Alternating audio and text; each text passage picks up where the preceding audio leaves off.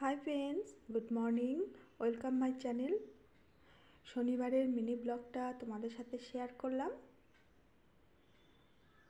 আজ শনিবার, আমাদের নিরামিষ, আর নিরামিষ রেসিপিগুলো তোমাদের সাথে সব শেয়ার করলাম। আর এই রেসিপিগুলো জানতে হলে তোমাদের কিন্তু অবশ্যই আপলোড ভিডিওটা দেখতে হবে।